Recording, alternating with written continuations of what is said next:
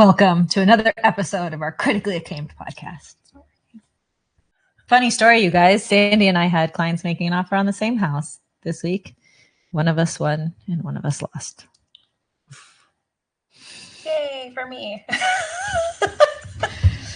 Okay, welcome to Property Pursuits. We're going to get started. We have a guest.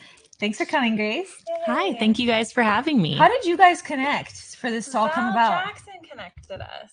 Yes. Val. Yes, It was- she's the best. Connectors. She's a great It's like, connector. I know someone who knows someone who knows someone who you should know. So Yeah. let me email you. Yeah. Well, I'm glad you're here because this ADU thing has been a bigger and bigger conversation just from our side. Yes. Because from the lending standpoint, it's my brother works in San Francisco. ADUs are a huge issue in California when it comes to impacting your financing, like how it was all set up, how the lender's going to view it, how the appraiser comments on it. I recently had a transaction where we were trying to finance it as a triplex, but it truly was a single family with 2 ADUs. So we had some workarounds to do there. But I'm really interested to learn from you on what's going on with the city and ADUs. Yes. So I've been talking about ADUs for like 10 years. It's like all I do at the city. Not really, but that's how it feels. And apparently people have been working on ADUs since like the 80s. Currently within the city of Reno, they're not allowed. There's some hit or miss that were legally established. So if you're like, selling a house and, oh my God, there's an ADU, it must be illegal. That's not always the case. And we can check on the permit history just to verify that. But currently they're not allowed in most areas of the city of Reno. And so we're working from an affordability standpoint. How do we get more units in these established neighborhoods? Accessory dwelling units or ADUs is a great way to work off of existing infrastructure, roadways, neighborhoods, and put kind of that accessory, unit in the backyard or granny quarters or whatever you want to call it. It's become very contentious. I think people automatically think the density in my neighborhood is going to double. I'm going to have a multifamily unit next to my house that they're going to be looking into my yard. I'm not going to have any privacy. And so what we've really been doing is kind of an education tour and just a public outreach tour, because I don't want it to be something where all of a sudden ADUs are allowed. Nobody knew about it. They felt like they didn't have a chance to weigh in. So as we write this ordinance or new rule, we want as many people to weigh in as possible so that we have kind of the best, neighborhood protections and rules so that people can get on board. And they are unique. Every city or jurisdiction does them a little differently. And so we've kind of been researching that. And then we can finish on this later, but as far as like the lending side and the residential real estate side, I think that that's a voice we've been missing because there is so many intricacies to that. And so how do we make sure that people are protected and that they can buy these properties without too many hurdles or roadblocks? Right, because it's terrible if you you think you're making an improvement to your property and it makes your property not financeable. Right. So wait, let's back up twice. Yes, I know. Sandy, will you explain what an ADU is? Yeah. I have some notes. I know I went too far. No, you're great. You were perfect. So basically, to be classified as an ADU for mortgage lender purposes, it must be separate from the living area and provide sleeping, cooking, bathroom, and then ingress and egress for exit and ingress and egress. And then and then it must be on the same parcel. So those are kind of the main things. The kitchen does have to have an actual stove, not just a hot plate. It can be accessible through the main unit, but if it's only accessible through the main unit, then it does not count as an ADU.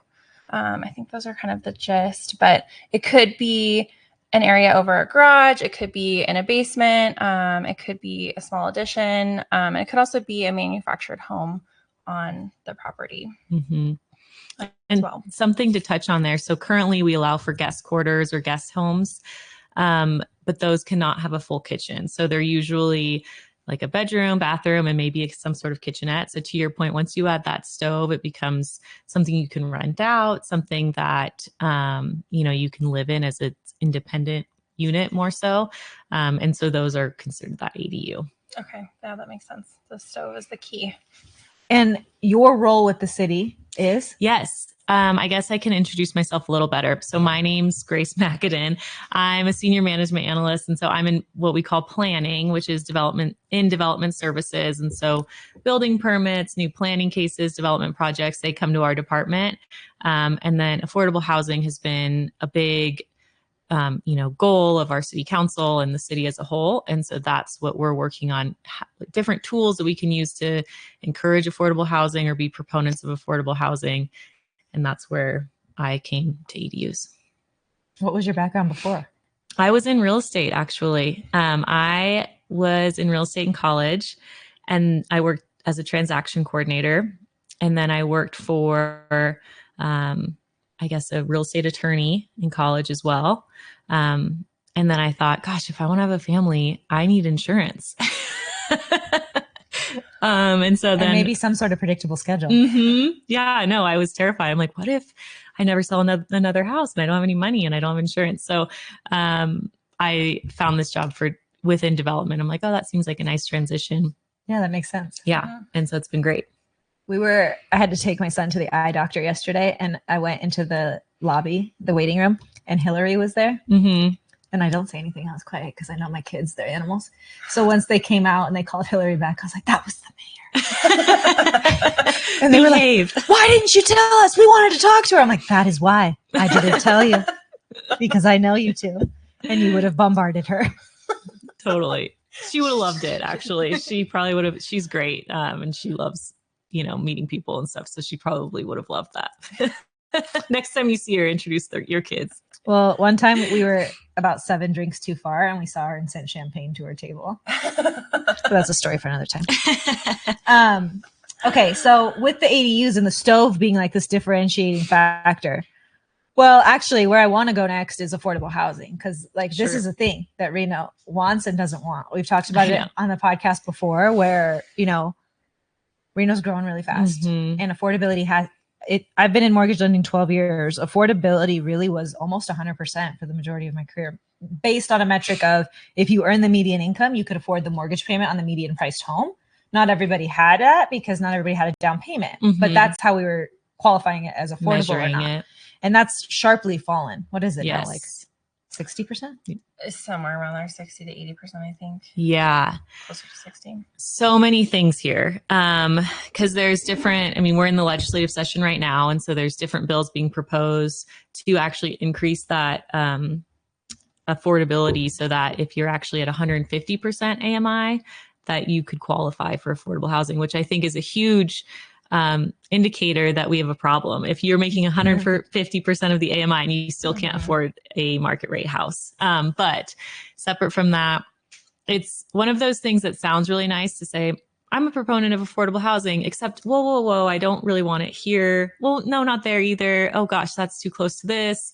Well, you sound like a citizen of Reno. Totally. And I think, any change is scary, especially because of how fast Reno's grown in the past couple of years. Like you said, especially, I grew up here. So I remember, driving through Damani Ranch and it was a ranch and now it's all homes. So it's a big change very, very fast.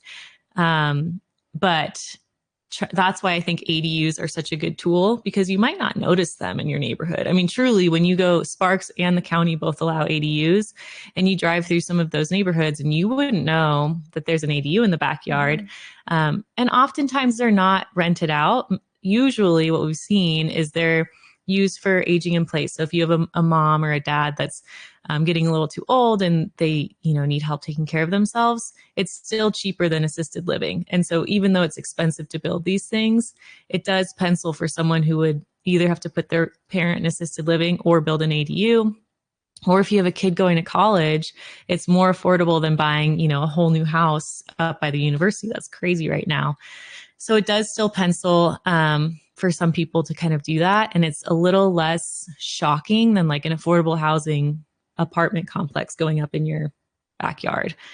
So that's why we thought maybe it's incremental. It can kind of build off of these existing neighborhoods, but we're still getting some of that pushback from the citizens. So it's, I want people to afford to live here, but I don't want to see it, I think is like the sentiment. Well, when you say even like what's in the legislation right now with the, if you make up to 150% of the AMI, that you could qualify for affordable housing, but there isn't even enough of the affordable housing. So that still won't solve the problem. You're making more people qualify for an under available resource. And then I think you're totally spot on with what you're saying about, I want affordable housing, but I don't want to see it. That was something Trevor spoke on the podcast a ton, Trevor Richardson with Address Income, because he was talking about how we keep home prices high because we don't want more homes in our neighborhoods because it brings down the value of our home, but it also increases density, increases traffic. And we're like, no, we don't want that. Right. And then I always harp on the golf course thing. Like we have 2 golf courses in the 89509 zip code. That's wild. That's so much land that could be developed for housing. But I also live near those golf courses, and I would be sad if that green space and that open air was gone. You can see how people can talk out of both sides of their mouth. Totally. It's a contradicting subject because, you know, if you have kids, you want them to be able to afford to live here. You want your friends and family to be able to afford to live here. But when you see a golf course get developed, or when you see, you know, a block get demolished and an apartment complex go up, it changes your neighborhood. And so I think it's scary, and it also might bring your property value. You know, we've heard people say, whoa, we don't want that apartment complex here. We'll lower the value of my home. Well, if we want affordability, maybe those homes that are, you know, in the city center or close to the city center shouldn't be worth what they're going for right now. So that's also something that's a little tough to balance. Truly. There's no good solution. No. Or at least no obvious one. Right. No. ADUs, that's the solution. No. That was a perfect plug. Right. Yeah. Like I set it up. Right. And I do want to clarify, I mean, this is not my agenda. I think people get confused because they see my face on the news or podcasts and I'm harping on ADUs, but I'm just trying to get feedback so that you're doing an education tour. Yes. Because the problem in the past is we bring ADUs forward and council says not enough people knew this was happening. We don't have all the experts in the room. And so that's what I'm trying to do, this kind of press tour of tell me if you hate them or like them. And city council initiated this. This wasn't like Grace initiated ADUs. I do not have that power. I promise you. Totally. So, you know, city council initiated this to try to get more affordability and just, you know, another tool that maybe we're not using. And so tell me if you hate them, tell me why. Can you tell us where we should voice our comments and concerns? Yes. So there's a couple places. You could just email me. Or you can go on our website. We have some public comment forms. I will say, so we went to Planning Commission, which is a board that kind of advises city council. And we just gave them the draft ordinance as, hey, give us feedback. What do you like? What don't you like? And that was the end of March. And then we're planning to go to city council at the end of April. So April 23rd, I think. So you can either show up in person and provide your comments. You can email your comments. You can go on our website and submit a public comment form. So lots of different ways, but nothing will be adopted. It's just feedback from city council. So if you feel like it's too late, it's not. There's still changes that can be made. You can still get your voice heard. It's a great time to get involved because things are happening. Things are moving in real time. So it's, you know, we've been doing this for, I think 2 years. We've been trying to get feedback, doing surveys. And now we're finally getting closer to an adoption. That's really exciting. Yeah. What do you think is, or what has been the most common negative feedback you've heard? Is it just the appearance? Is it just the density? What's the most common? So I think, and I don't really want to mention this because I think it opens a whole nother can of worms, but short-term rentals is a big concern for people. So Airbnbs, VRBOs, if we allow ADUs, they'll just be used on these websites. And so trying to find maybe a balance. And, you know, to people's point, if they're all being used as Airbnbs, does that really help affordability? Maybe not, but also meeting with these people at Airbnb and, you know, there's traveling nurses, there's people who use these short-term rentals. Maybe they can't find a home and they're working here. And so they need a place to live on a short-term basis. So there's a place for short-term rentals, but how do we regulate those? Just disclosure, we don't currently regulate them. Short-term rentals has been a big negative feedback. And then also concerns with infrastructure and then concerns about CCNRs, which I'm, you know, preaching to the choir here. I think people assume that the city regulates and enforces CCNRs.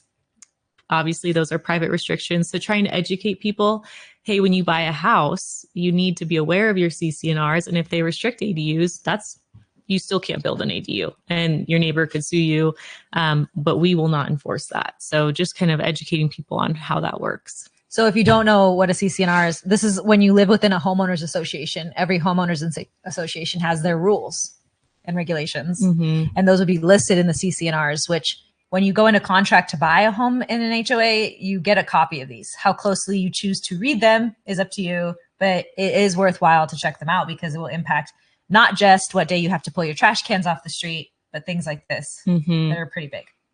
Yes. Yeah, definitely. Sandy, tell us about some of the other unique properties.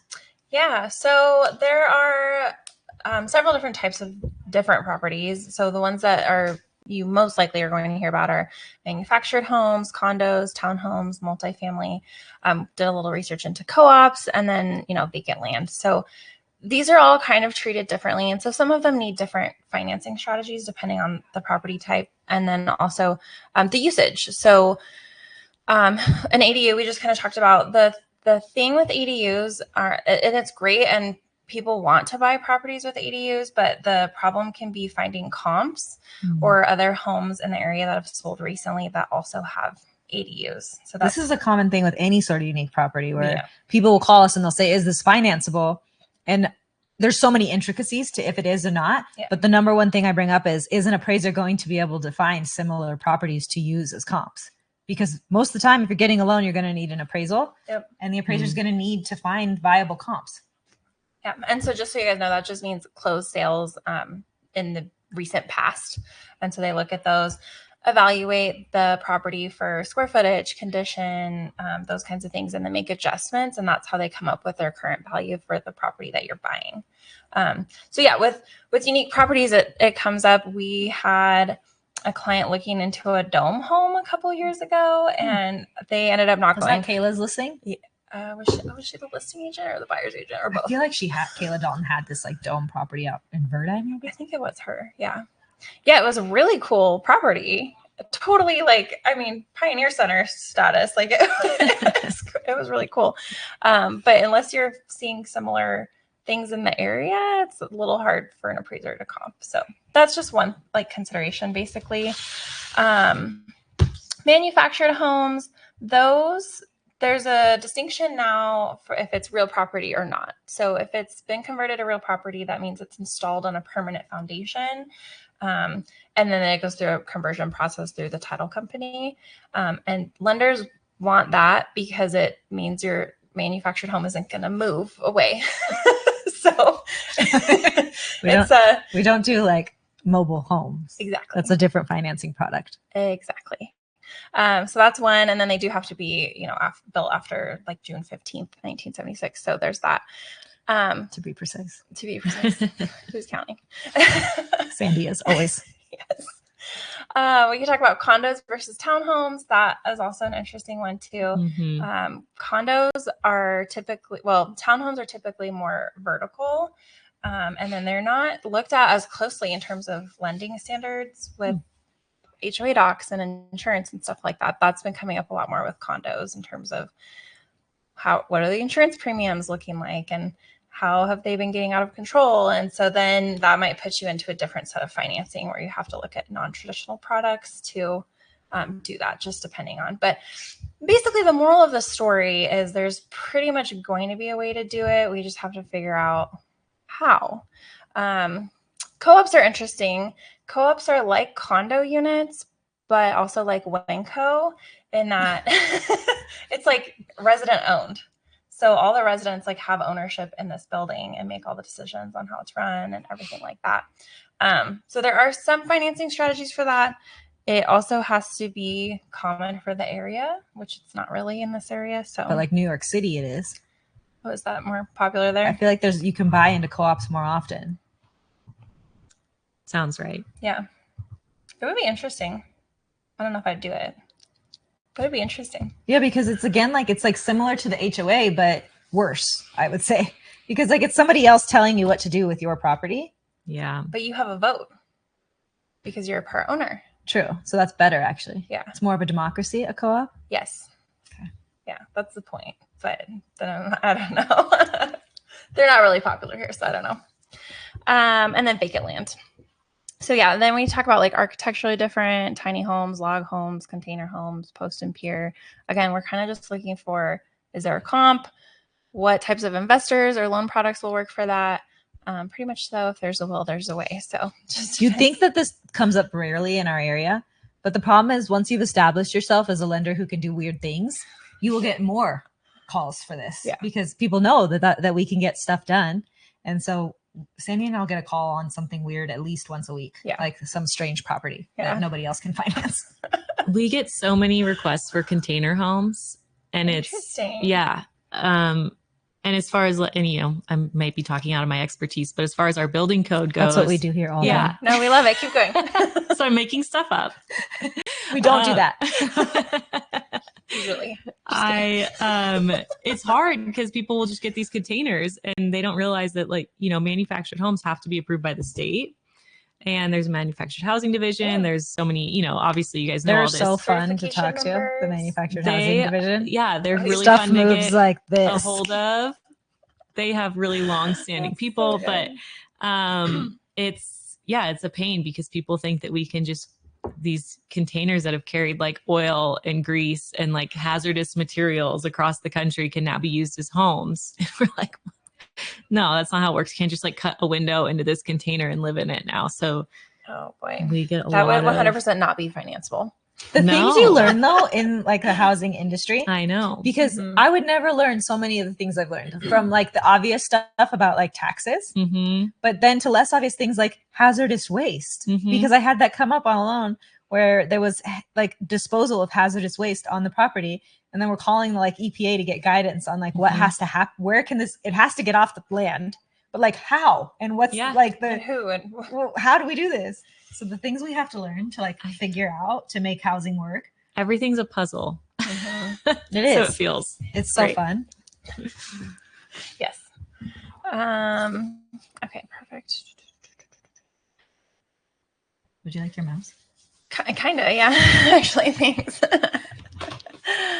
Okay, so, and yeah, real quick, when we're talking about appraisal standards, so comps in the area, the property also has to be residential in nature. So it can be like mixed use, even with commercial partially, residential partially, but has to be like highest and best use at some level residential. Can I ask a question on that? Okay, so we have, because, you know, trying to activate downtown or like different areas and trying to get different uses in, we've heard that mixed use is so hard to finance. No. Yeah, no. No, right? Commercial would be hard. Like we couldn't do a loan on a commercial property, but mixed use right is fine. down here, like Arlington area, there's a ton of mixed use houses that have been turned into office buildings. You keep the shower, then we can go back to residential if you want. Because we get a lot of, you know, we used to have a requirement in our downtown area that you had to be mixed use. And we got pushback from developers because they said the financing was really hard. I think they just don't talk to good lenders. I know. It's interesting. Yeah. The appraiser has to deem that the highest and best use for the property is residential. Now, if someone's buying it and it has a full kitchen and a full shower and they want to live in it, there's no reason the appraiser is going to say that its highest and best use is not residential, even if it could also be used as an office. And we financed them before where they're going to be, someone's going to live in it and they're going to use it as a workspace. So they specifically want a mixed use area. The 14 on Cash Hill project we were looking at when we put it together, like zoning wise, could it be used for both? It's not like undoable at all. It's doable. But the problem is, I think for commercial financing, they will not allow you to finance it if you keep the shower. Oh, so that might be. So sometimes when people buy it as a commercial property and they use commercial financing, then they've made it ineligible to go back to residential unless the shower's put back. Well, and kind of same, we had that one a couple of years ago and they had converted it into an office and there was no kitchen. Yeah. So then if you have to put the kitchen back, it becomes cost prohibitive. Yeah. But it's still doable if it's zone mixed use. Yeah. We did, like, we've also done this where you, like, to Sandy's point, like sometimes you'll have a ranch, but there's a house on it and its highest and best use. Maybe it makes more money as a ranch, but its highest and best use could also be said to be as a home. So I think there's, as Sandy said, there's a way, there's a will. Yeah, exactly. Interesting. Yeah, that's interesting too with the larger properties, the ranch properties, because those, they had a little trick. I remember we had that one. The purchase agreement said max number of animals you can have was like 42 pets or something. I was like, interesting. Real estate. Who's going to go count the pets? I know. Like, does the city enforce that? No, just kidding. Interesting, actually, because we've always been asked if we regulate chickens or roosters. And we always pointed to Washoe County Animal Services, and then they started pointing to us. So we kind of just like, no, that's them. I think they do have some requirements, like 1 rooster per property, but we don't know who regulates. Good passive income stream right now. Right? Yeah. Washoe, totally. I know everyone should get chickens. That's great. Okay, the property also has to be safe. So no obvious like electrical problems, plumbing, ripped up flooring, that kind of thing. And has to be on utilities that meet community standards and suitable for year-round use. So those are just kind of some interesting things. We just talked about zoning, so other considerations.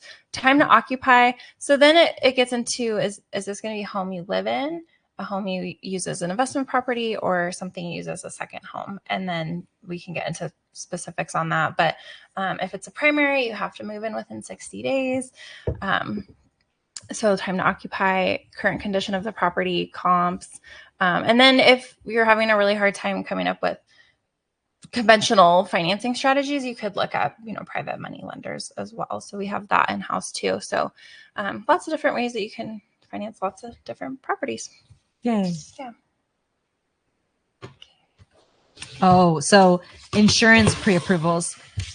One of our friends who runs an American Family Agency, actually 2 of our friends who run American Families agencies, have been talking about how, so when you get pre-approved for your mortgage, I pre-approve people with a factor of like homeowners insurance being 0.35% of the loan amount. Yeah. And so there's an estimation I'm using for how much your homeowners insurance would be. And that used to be high. And now we're finding that it's pretty accurate with cost of insurance premiums. So we might have to increase that soon. Yeah. But the thing is we're running into more and more properties in Reno that just are not insurable. There's like a new wildfire line that's been drawn. And so it's almost like before you make an offer on a house, it might be worthwhile to connect with an insurance agent and find out what the cost of the annual homeowners insurance will be on that house. And if it'll impact your pre-approval at that price range, but 2, like how annoying is this going to be for you ongoing? Because if your policy is going to get canceled every year, that is kind of stressful from a homeowner standpoint. Because what I wanted to explain here is if you have a mortgage on the house, you have to carry homeowners insurance. Really, everyone should have to. You should have homeowners insurance. But if you have a mortgage, you have to. And if your insurance gets canceled and you don't find a new coverage, the mortgage company force places coverage, which is very expensive and will impact your monthly mortgage payment to be maybe even higher than what you initially qualified for, which is kind of dicey. Yeah. So I think it's really worthwhile. We've had clients who, once they've made an offer on a house, have run into issues. Insurance companies, we've talked about in the past on the podcast, are sometimes asking for copies of the appraisal now. They're requiring repairs to be done.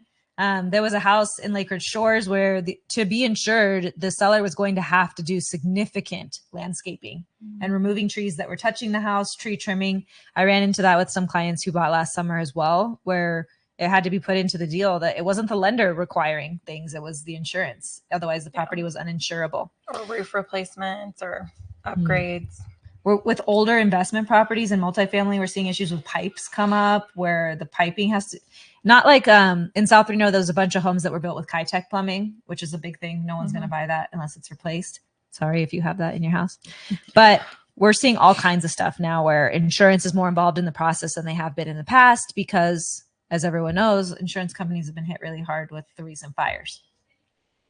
So this is not meant to scare anyone, but what I am saying is information is power. You should, if you're pre-approved currently in shopping, you should know how much of your pre-approval, like what is the amount of monthly homeowners insurance that's being factored in. And I would recommend asking your lender to connect you with the insurance agent. You can also check with whoever has your auto insurance and get an idea of what the annual premiums are looking like in the neighborhoods that you're shopping, because it'll save you heartache later and also maybe help you negotiate with the seller if you know that property is going to be tough to insure before anyone else does. Yes. Yeah, especially if it's flood zone or high risk fire, like the Lake Tahoe properties. Montreux now, St. James. Yeah, we've had a couple clients looking at those. And I mean, your annual insurance premium probably in town is probably somewhere between like $800 and $1,200, but some of those have been coming in at like, $4,000. So quite the difference. Yeah. So, I mean, which is, again, fine if that fits into your buy box and what you're looking to do with this investment, but could be just a curveball if you're not prepared for that. So knowledge is power. Quick sidebar. You guys don't have to wait for this monthly podcast market update. Sandy and I put out as much content as we can on a daily, weekly, sporadic basis. But we're trying to educate you guys all the time. We're trying to do an education tour on mortgages all day, every day. So follow us on Instagram to stay in the loop. Okay, let's talk about the market. Grace, try not to fall asleep, but you might think this is interesting. Okay, so the current thing is interest rates versus inflation, because inflation is now at a 32-year high. But what was interesting is University of Michigan does a market sentiment survey every month. And Americans are having very high anxiety right now about the cost of things. Consumers, inflation concerns, not inflation. Sorry, you said inflation was at a 32-year high. Oh, sorry, inflation concerns. No, sorry. What is inflation at though? What's the actual reading right now? I want to say 3.8. I think it was. Sounds right. The goal is 2%. The Fed's target is 2%. But yes, Americans' concerns about inflation. The point of this is perception. So Sandy's correction is true. As of February, the U.S. annual inflation rate is 2.8, according to your. I had the 8. Yep. It's 2.8, the current reading. Right. But Americans are worried. They haven't been this worried about inflation since 1993.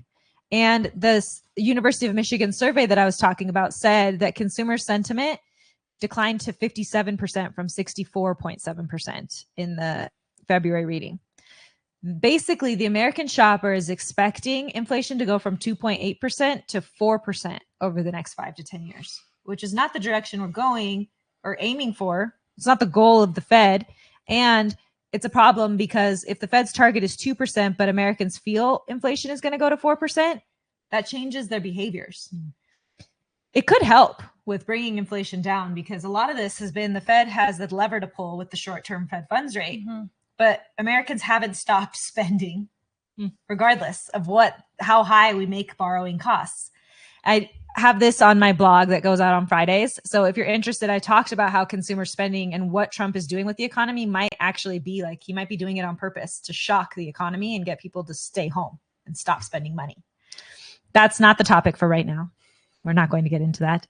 But since it's record high in December, well, actually, let me finish up this thing on it. You would think that with inflation not doing well, I mean, if we look at the readings that we got, the year-over-year number is going down, but last week we saw that the 6-month over 6-month number is going up and the 3-month over 3-month number is going up. So in the shorter term, inflation is going the wrong way, which we all know is likely in response to the tariffs and all the changes since the new president took office. This would be very bad news for interest rates because inflation is the mortal enemy of mortgage interest rates. Yet, we are seeing interest rates improve pretty significantly. Why? Well, since its record high in December, the Dow has now fallen 3,500 points. We just recorded our worst first quarter in 3 years. The Dow was down, I think, almost 4%. NASDAQ was down almost 10%. What is it? I think it was 9%. So their financial markets are struggling in response to all these changes, and there's a lot of uncertainty. That uncertainty and that risk of a looming recession is causing interest rates to come down a ton because the demand for mortgage bonds increases in times of uncertainty. So the Fed funds rate does not directly equate to the 30-year fixed mortgage. If you watch this every month, you're sick of me saying that. But if you don't, you should know. So what drives mortgage interest rates is the demand for mortgage bonds. When the economy is having a hard time, when financial markets are imploding, you will see the demand. You will see investors move their money to a safer asset. So then there's more demand for mortgage bonds and mortgage interest rates improve. So inflation is not doing well. Neither is the economy, which is why mortgage interest rates are improving. Does that make sense? Yep. Sandy has a success story. Yeah. So we talked a lot about unique properties, but I wanted to talk about unique loan programs. So last week we closed on a client, a new purchase, and they were trying to do like a conventional loan, but they would have had to qualify with an additional, they're both self-employed. they would have had to claim an additional $200,000 on their tax returns to qualify for the price of home that they want, which is not awesome when your tax bill goes up 50 to 60 grand, probably ballpark. And you're trying to run successful businesses and buy a house and not pay the government boatloads of money. So what we did was use a bank statement loan. So this is specific for self-employed borrowers. It's just a different type of income analysis where we look at business bank statements. Super simple, actually. Business incomes coming in on a monthly basis. We just add all those up and then take a factor of that based on the industry that it's in, because, we have to assume that they have expenses to run the business. Boom. So they ended up being able to save, 50 to 60 grand on their tax return and still win the house. And so they could just put that money towards the house instead. So definitely win. And there's also several other types of unique loan situations. And, right now is the perfect time to be talking to a lender because it's time to file taxes. So especially if you're self-employed, freelance, what have you, now is the time to get them reviewed before you file with the IRS if you're planning to buy anytime this year or even next year. And then we can do, an educated analysis on whether it makes sense to increase, income or, mess with your expenses or do a special type of loan program. So there's P&L ones or 1099s. There's a lot of different creative, unique financing options based on what we can do to meet your goals. Sandy and I were talking this week because it's so frustrating when we come across someone who makes a lot of money and they can't qualify for a mortgage. And so we will deep dive into what solution can we give these people, because how frustrating is that to be a successful business owner or to have just a unique pay type, but you're a physician, which has very reliable job stability, and not be able to get a mortgage. So if you have found that you're struggling to get financing, I would highly recommend getting another opinion from someone who believes in non-QM products. There's a lot of lenders out there who don't want to touch them because they don't want to get into the weeds. It is more work on our side. Totally. It's a lot of work. The extra paperwork sometimes can be, but it's worth it if you're going to be able to do your investing in real estate the way you want to. It's worth it. We'll do the extra stuff and we'll always still make it as easy as we can. And so Sandy's win in my words, is she got her clients to be able to buy a house without having to bend over for the IRS. So that's huge. I like the way you said that. What's our pointer this month? Oh, homestead declarations. So this one's awesome. We talked a while ago. We had Stephanie, an amazing trust attorney, on to talk about trust. And you should definitely get a trust to protect your assets. It's really good for estate planning, but that should also be done in conjunction with the homestead declaration. And you can do the homestead declaration is going to be a lot cheaper. So if you aren't ready to invest in a trust, definitely do this. It's a form you can find on Washoe County. Fill it out, take it to a notary. You can get it recorded for $43, but essentially it will protect the equity in your home from creditors. So creditors, medical collections, credit card companies, charge-offs, contractors who did work on your home or maybe trying to no, I think that one's not included. Damn. I pay all my contractors. It's just a question. Business loans, accidents. So right now it will protect your equity up to $605,000. If you have more equity than that, they could file a lien against your home. Things that are not included would be if a mortgage creditor was coming after you to pay your mortgage on that home. You have to pay us. Yeah. Taxes, IRS liens, mechanics liens, and child support or alimony. But this is just something everyone should do, even if you're really good with money, because things happen and you want your home to be protected. So file that with the county and just give yourself that extra level of protection. It's pretty affordable and definitely worth it. Yeah, do it. Okay, you guys, before we wrap up today, Open to Everyone is a free class that Courtney Young is teaching next week, inside the circle, same place you are right now if you're watching this live. And she's going to go over the gender bias when it comes to negotiating and how women sometimes aren't as inclined to articulate our worth or negotiate up for a salary, or as a realtor, negotiate with the other side to get your client the best terms. There's so many ways that being a negotiator impacts your life, even parenting your children. So I would say this is open to everyone. You don't have to be female, But if you are a woman, you should come. You should consider it mandatory because it would be so impactful. So we hope to see you there. And other than that, we'll catch you guys next month. Thank you, Grace. Thank you guys for having me. Yeah. I feel like I learned so much. I feel like we learned a lot. Oh, good.